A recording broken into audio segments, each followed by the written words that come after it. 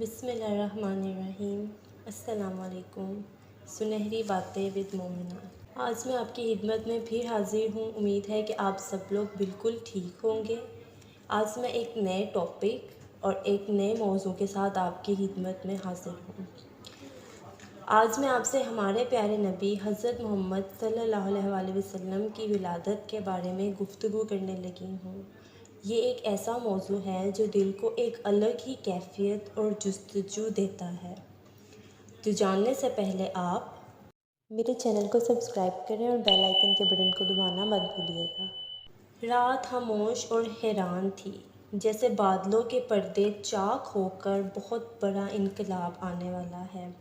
پانی کے بوند بوند سے لپٹی ہوئی سسکیاں کوہر کے اندر پردوں کو چاک کر کے ایسا سما باندھ رہی تھیں کہ جیسے نہ جانے کون سی شخصیت کی ولادت ہونے والی ہے۔ ہر راستے اور گلی کوچے ویران ہو گئے تھے۔ شب کی آنکھیں آسمان کی طرف کسی چیز کی منتظر تھیں۔ سمندروں کی لہریں، کوہستانوں کا سکون، پہاڑوں کی ہیبت کے ساتھ گلاب کے پھول نمایاں ہونے لگے تھے۔ اس رات ایک نور طلوع ہو کر چاروں سو روشنی بکھیرنے والا تھا۔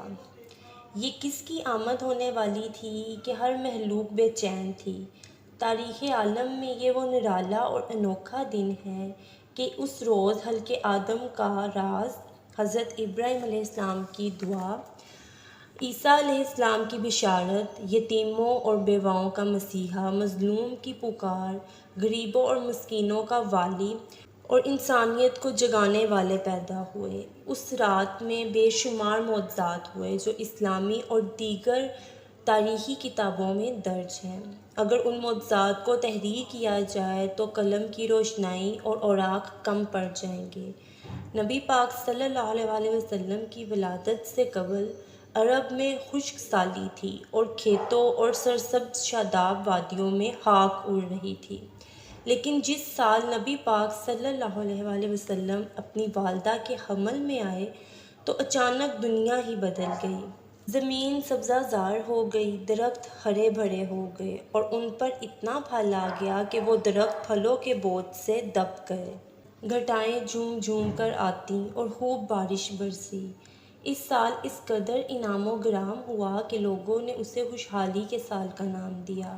نبی پاک صلی اللہ علیہ وآلہ وسلم کی ولادت سے قبل عرب کے نجومیوں میں کسی بڑی شخصیت کی پیدائش کا چرچا عام تھا، اور اہل کتاب بھی اپنی کتاب میں جس آخری نبی کی آمد کے متعلق پڑھتے آئے تھے، انہیں احساس ہو گیا تھا کہ اس نبی کی آمد کا وقت قریب آ چکا ہے۔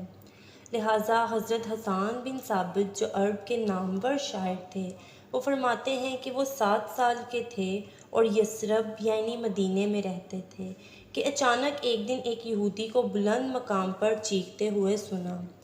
وہ کہہ رہا تھا کہ اے یہودیوں، آج رات احمد کا ستارہ طلوع ہو چکا ہے جس میں وہ پیدا ہوں گے۔ اس طرح کے بہت سارے واقعات عربوں کی تاریخی کتابوں میں ملتے ہیں، جس سے پتہ چلتا ہے کہ حضور پاک صلی اللہ علیہ وآلہ وسلم کی ولادت کے سال ہی لوگوں کو احساس ہو گیا تھا کہ وہ عظیم ہستی کی تشریف آوری بہت ہی قریب ہے جو دنیا کی تاریخ کو بدل کے رکھ دے گی۔ حضرت محمد صلی اللہ علیہ وآلہ وسلم کی والدہ نے آپ صلی اللہ علیہ وآلہ وسلم کی ولادت کے وقت ایک خواب دیکھا کہ ان میں سے ایک نور نکلا جس سے شام کے محلات روشن ہوئے۔ لہٰذا جس وقت حضور پاک صلی اللہ علیہ وآلہ وسلم پیدا ہوئے تو ان کی والدہ سے ایسا نور ظاہر ہوا جسے مشرق و مغرب کے چاروں سو کے محلات روشن ہو گئے اور مشرق اور مغرب کے درمیان کی ہر چیز روشن ہو گئی۔ وہ نور اتنا روشن تھا کہ بی بی آمنہ نے شام کے شہر بصرہ کے محلات دیکھ لیے۔ حضرت عثمان ابن ابی عاص رضی اللہ عنہ سے روایت ہے کہ میری والدہ نے بتایا کہ میں اس رات حضرت آمنہ کے پاس تھی جس رات نبی پاک صلی اللہ علیہ وآلہ وسلم کی ولادت ہوئی۔ میں گھر میں ہر طرف روشنی اور نور پاتی اور محسوس کرتی تھی کہ جیسے ستارے قریب سے قریب تر ہو رہے ہیں، یہاں تک کہ مجھے یہ گمان ہوا کہ کیا یہ میرے اوپر گر پڑیں گے۔ جب آپ صلی اللہ علیہ وآلہ وسلم کی ولادت ہوئی تو خانہ کعبہ نور سے منور ہو گیا اور ستارے زمین کے قریب ہو گئے۔ فرشتوں نے آہستہ اور اونچی آواز سے اعلان کیا، جبرائیل علیہ السلام بشارت لائے اور عرش خود ہی خوشی سے جھوم اٹھا۔ بی بی آمنہ کے گھر پر عدل کے پرندے بھیج دیے گئے جو اپنی چونچ کے ذریعے موتی بکھیر رہے تھے۔ بی بی آمنہ کے ارد گرد فرشتے کھڑے ہو گئے اور انہوں نے اپنے پروں کو پھیلا دیا۔ دنیا کی ہر مخلوق تسبیح کرنے لگی، یہاں تک کہ حوریں بھی اکٹھا ہو کر عطر نچھاور کرنے لگیں۔ ہر طرف خوشبو کا سماں ہو گیا اور مشرق کے چرند پرند مغرب کے جانوروں کے پاس مبارکباد دینے کے لیے اور خوشخبری لے کر گئے، اور یہی عمل آبی جانوروں نے بھی کیا۔ حضرت محمد صلی اللہ علیہ وآلہ وسلم کی ولادت سے کفر والوں میں بھی ہلچل مچ گئی۔ نبی پاک صلی اللہ علیہ وآلہ وسلم کے والد محترم حضرت عبداللہ آپ کی ولادت سے قبل ہی انتقال کر چکے تھے۔ آپ کے دادا عبدالمطلب نے جب پوتے کی ولادت کی خبر سنی تو کعبہ میں جا کر سجدہ ریز ہو گئے۔ اس وقت نعمت خدا کا شکر ادا کیا کہ اللہ نے انہیں اس نعمت سے نوازا ہے۔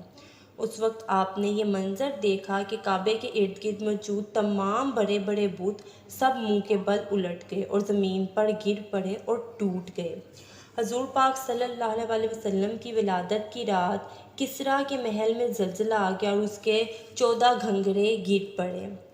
بحر تبریہ کا پانی خشک ہو گیا اور فارس کے آتش گدی کی آگ بجھ گئی جو 1000 سال سے مسلسل جل رہی تھی اور ایک لمحے کے لیے بھی اسے بجھنے نہیں دیا تھا۔ آتش پرست اس آگ کی پوجا کرتے تھے۔ کسریٰ اور قیصر کے شاہی محل میں زلزلہ آنا اس جانب اشارہ تھا کہ دنیاوی جاہ و جلال کے جھوٹے محل زمین بوس ہونے والے ہیں اور خود ساختہ خداؤں کی عظمت ملیہ میٹ ہونے والی ہے۔ جب حضرت محمد صلی اللہ علیہ وآلہ وسلم پیدا ہوئے تو اللہ نے آپ کو پاکیزہ بدن، ختنہ شدہ اور کستوری کی تیز خوشبو اور نورانی چہرہ، آنکھیں سرمگی اور دونوں شانوں کے درمیان مہر نبوت رخشاں پیدا فرمایا۔ حضور پاک صلی اللہ علیہ وآلہ وسلم کی اس دنیا میں تشریف آوری اس کے ساتھ ہی کفر و ظلم کے بادل چھٹ گئے، یعنی ان کی تشریف آوری ابھی ہوئی ہی تھی کہ اللہ نے ظلم و کفر کے بادل جھاڑ دیے۔ حضرت محمد صلی اللہ علیہ وآلہ وسلم کی ولادت اس دنیا کا عظیم ترین واقعہ ہے۔ آپ تمام جہانوں کے لیے رحمت بن کر آئے۔ آپ کے وجود سے پوری دنیا میں نور حق پھیلا اور کفر کے اندھیرے دور ہو گئے۔ ہمارے پیارے نبی حضرت محمد صلی اللہ علیہ وآلہ وسلم پر لاکھوں کروڑوں درود و سلام۔ اسی کے ساتھ آپ مجھے اپنی دعاؤں میں یاد رکھیے گا۔ آپ کو میری ویڈیو پسند آئی ہو تو اس کو لائک شیئر لازمی کیجیے گا اور کمنٹ لازمی کیجیے گا۔ اسی کے ساتھ ساتھ میرے چینل کو بھی ضرور سبسکرائب کیجیے گا۔ جزاک اللہ۔